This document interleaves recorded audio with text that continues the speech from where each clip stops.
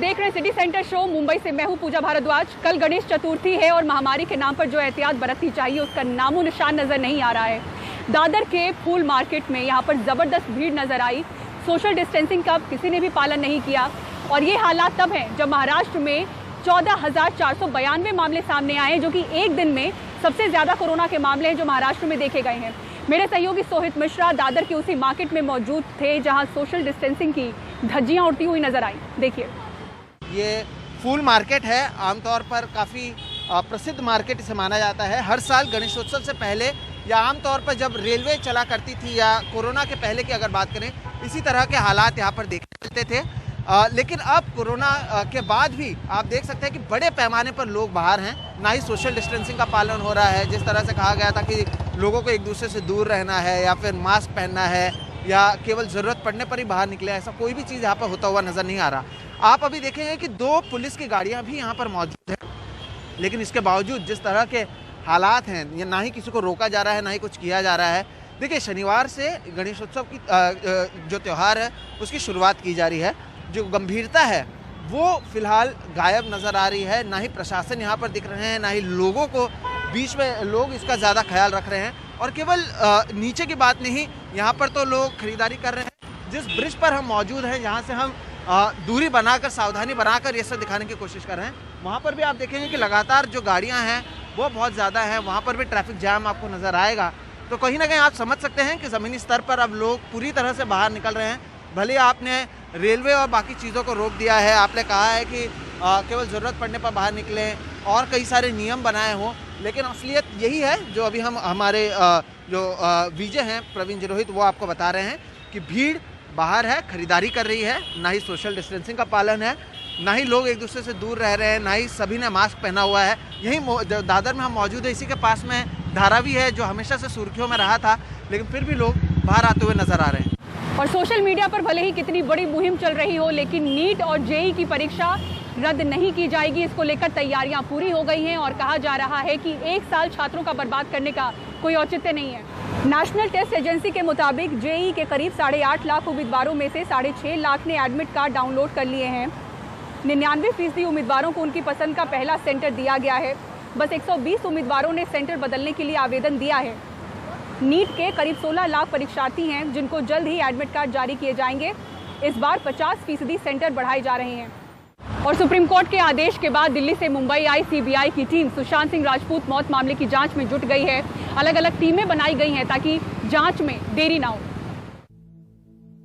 Sushant Singh Rajput case की गुत्थी सुलझाने मुंबई आई सीबीआई टीम ने एक साथ कई मोर्चों पर अपना काम करना शुरू कर दिया है। सुबह सबसे पहले इस शख्स को डीआरडीओ और एयरफोर्स के गेस्ट हाउस लाया गया। नीरज सिंह नाम का ये युवक उन 4 लोगों में से एक है जो 14 जून को सुशांत सिंह के घर में मौजूद थे। एसपी नुपुर प्रसाद के नेतृत्व में एक टीम बांद्रा पुलिस थाने के पास डीसीपी दफ्तर पहुंची। जो 9 के डीसीपी अभिषेक त्रिमुखे से मुलाकात के बाद बांद्रा पुलिस थाने से सुशांत सिंह राजपूत केस से जुड़े दस्तावेज लिए गए। इनमें 56 लोगों के बयानों की कॉपी, मौके का पंचनामा, बेडरूम में मिले फंदे के कपड़े, फॉरेंसिक रिपोर्ट और बिल्डिंग से मिले सीसीटीवी फुटेज के अलावा बाकी जरूरी सबूत भी हैं। वहीं मरोल के गेस्ट हाउस में सीबीआई की तीसरी टीम ने मामले में आरोपी सैमुअल मिरांडा से पूछताछ की। सैमुअल मिरांडा सुशांत सिंह राजपूत का हाउस मैनेजर था। आरोप है कि सैमुअल को रिया के कहने पर ही रखा गया था और इसके आने के बाद ही सुशांत के पुराने नौकरों को बदलने की कवायद शुरू हुई थी। सुशांत सिंह राजपूत के पास एक सिम कार्ड सैमुअल के नाम पर ही था। सीबीआई ने आते ही तेजी तो दिखाई है और अलग अलग टीमों के जरिए सच की तलाश में भी जुट गई है, लेकिन अभी तो ये शुरुआत है। सीबीआई को ऐसे कई सवालों के जवाब तलाशने हैं जो आसान नहीं है। मुंबई से कैमरामैन संजय मंडल के साथ सुनील सिंह, एनडीटीवी इंडिया के लिए।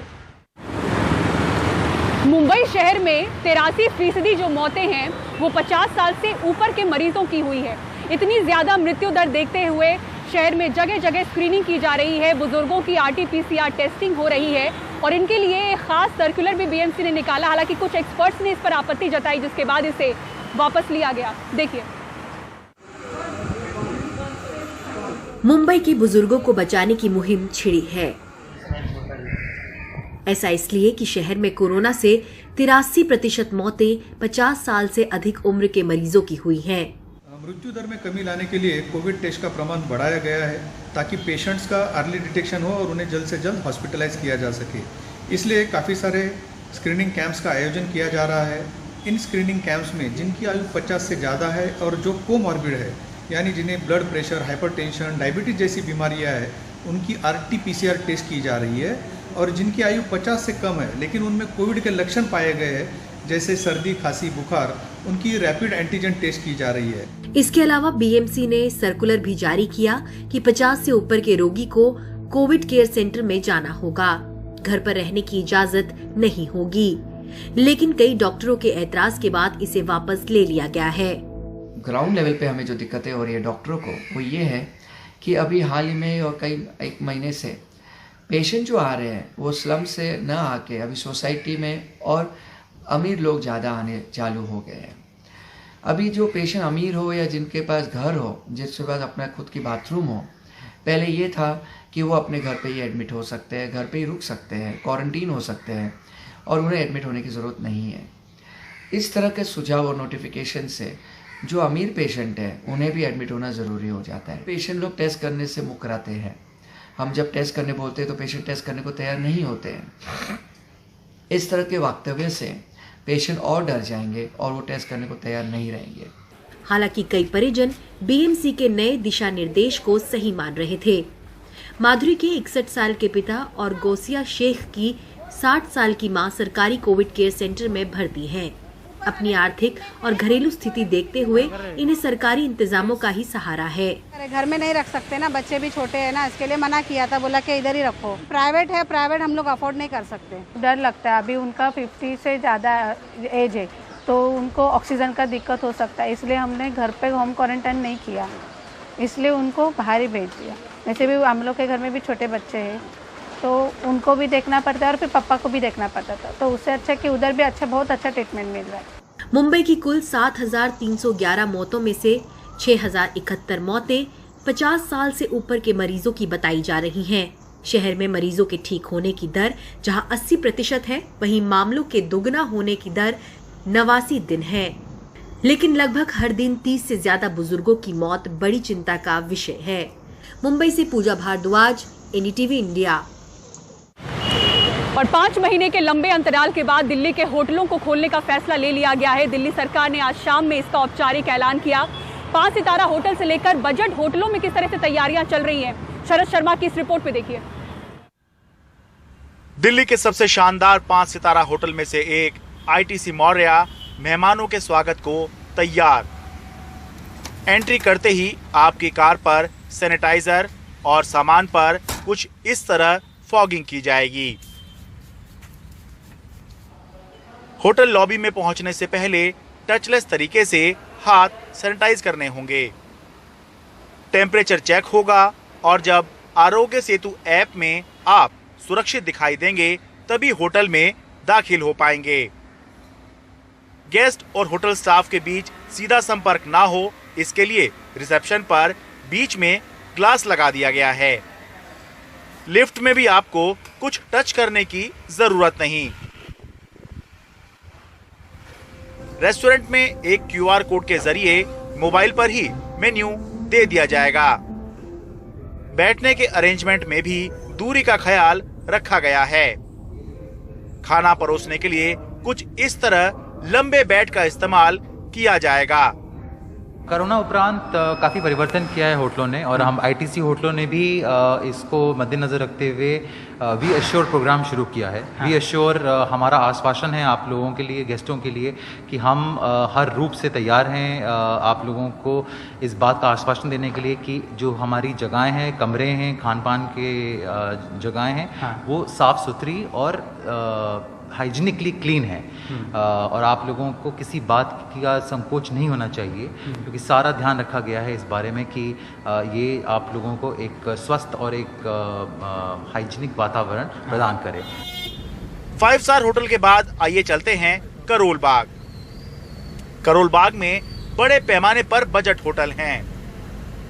करोल बाग का होटल एम्परर 30 कमरों का होटल है।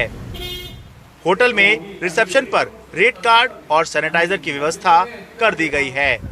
पूरे होटल का सैनिटाइजेशन और साफ सफाई का काम चल रहा है। सबकी बता रहा हूँ 95% जो था स्टाफ तो निकाल ही दिया था, बस 2-4% जो होटल की ध्यान के लिए देखभाल के लिए रखे हुए थे स्टाफ को, तो अब काफ़ी रोजगार शुरू होगा। मेरे हिसाब से मेरा मानना यह है कि अब दिल्ली में अब बिजनेस शुरू होगा।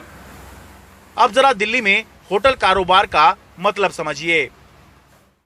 दिल्ली में कुल 2500 बड़े, मध्यम और बजट होटल हैं, जिनका कुल 68,000 करोड़ रुपए का कारोबार है, यानी दिल्ली के कुल कारोबार और रोजगार का 8%।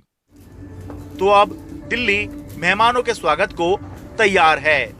दिल्ली में होटल खुलने से केवल उन्हीं लोगों को फायदा नहीं होगा जिनके काम धंधे होटल से जुड़े हुए हैं या फिर जिनकी नौकरियां होटल से जुड़ी हुई हैं, बल्कि ऐसे बहुत से लोग हैं जो किसी ज़रूरी काम के सिलसिले में, बिजनेस के सिलसिले में या फिर किसी रिश्तेदार या दोस्त से मिलने के लिए दिल्ली आना चाहते थे, लेकिन समस्या थी कि अगर दिल्ली आएंगे तो रुकेंगे कहाँ, क्योंकि होटल तो बंद थे। अब वो समस्या नहीं रहेगी। दिल्ली से अपने कैमरा सहयोगी सुशील लाठी के साथ मैं शरद शर्मा, एनडीटीवी इंडिया। और इसी के साथ सिटी सेंटर शो में रुक रहे हैं एक ब्रेक के लिए, लेकिन आप कहीं मत जाइएगा। ब्रेक के बाद आपको दिखाएंगे रेलवे ट्रैक पर चलती साइकिल।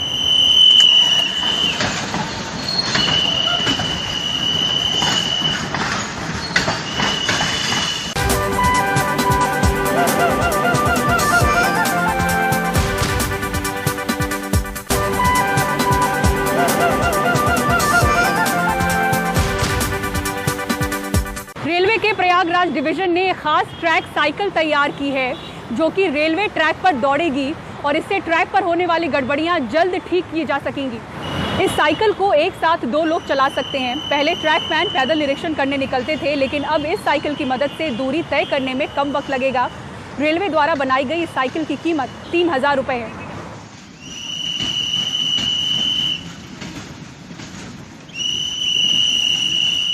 और इसी के साथ मुंबई से सिटी सेंटर शो में मुझे दीजिए इजाजत, लेकिन खबरों के लिए देखते रहें एनडीटीवी इंडिया। नमस्कार।